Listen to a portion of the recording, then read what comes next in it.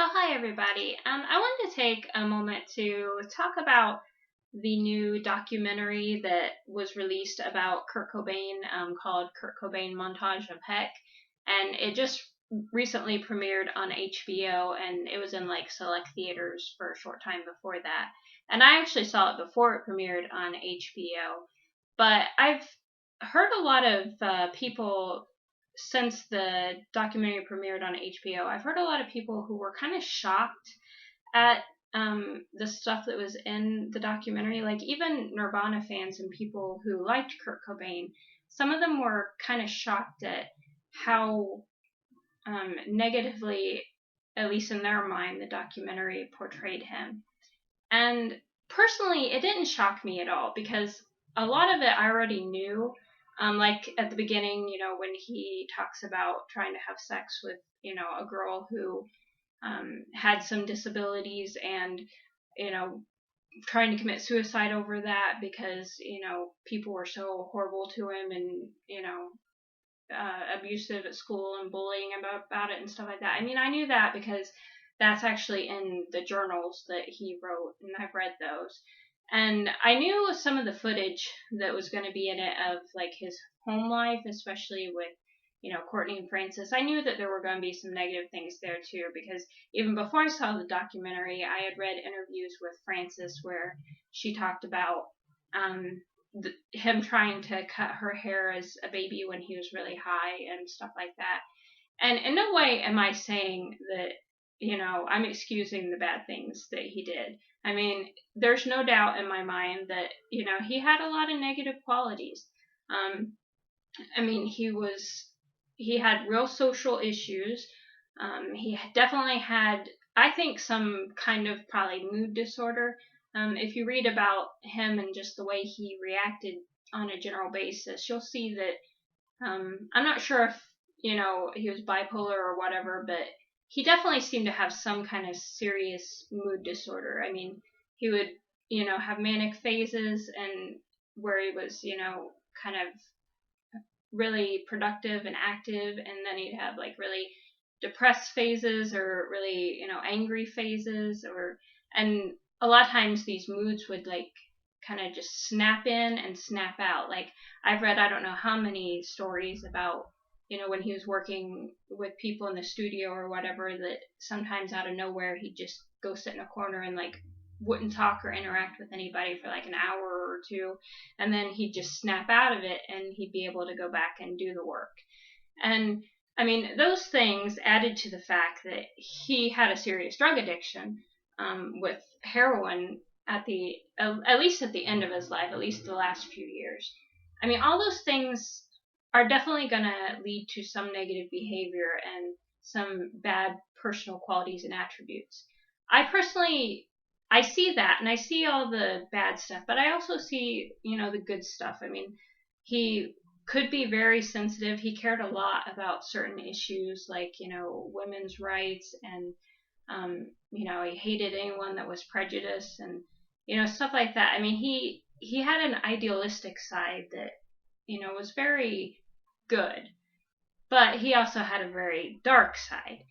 So, I mean, I don't. Some people who are Nirvana fans or Kurt Cobain fans, they tend to have almost this kind of idol worship of him.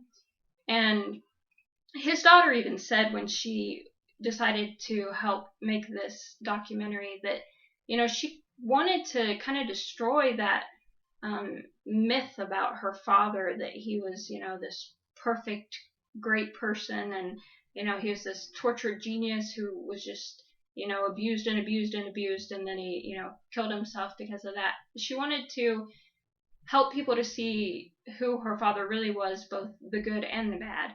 And I think the reason that so many people have been shocked by the documentary is because I'm not sure in the past that documentaries on him have always been quite that honest. I mean, I've seen some that definitely talk about some of his issues. So, I mean, it's not like they didn't show any of it, but it is true this documentary shows a lot more of a personal angle on the negative attributes he had. And I also I've talked before on a previous video about Nirvana that a lot of people think Kurt Cobain had either bipolar or Asperger's syndrome. And I was surprised the other day. I was reading a book about Nirvana, and I saw in it that it talked about Kurt himself actually saying that when he was young and, he went for some testing and stuff, that he was borderline autistic. And, way back then, they didn't really even know much about high functioning autism. So I kind of wonder if, he didn't, in fact, have Asperger's. I mean, if back then even, which was a long time ago, they were talking about, him possibly being borderline autistic, then I can definitely see that, he probably had some issues in that area maybe. And since he kind of grew up in a society who didn't really know anything about high functioning autism and where there weren't any help for people like that, I think in some ways that kind of was detrimental to him as well. And personally, coming from a family that has Asperger's and bipolar both running in it, I see aspects of what look like both in him to me. But, I'm not saying he definitely had both diagnoses. I'm just saying from all the stuff I've read about him and all the documentaries I have seen, and just watching his behavior in interviews and reading his journals, I personally think he probably had a kind of autism and possibly like a mood disorder. But I think people, like, after he died, in a sense, they wanted to not see the negative side of him. We tend to do that anyway. When people die, especially if they die young, we tend to kind of concentrate on the good and try to forget all the bad. And in some ways that's not fair, because it doesn't present who the person really was. And a lot of people have kind of blamed everything on Kourtney. And although she certainly had some major issues of her own, and her issues and his issues together, I think, made for a horrible combination. And they were just really bad for each other. And Kourtney has also said that when she was a child, she was diagnosed as borderline or mildly autistic. So when you have two people who possibly grew up with a condition that wasn't really yet understood, and, both of them learned to deal with the problems they have in negative ways, with addictions and things like that, instead of, working on the problems.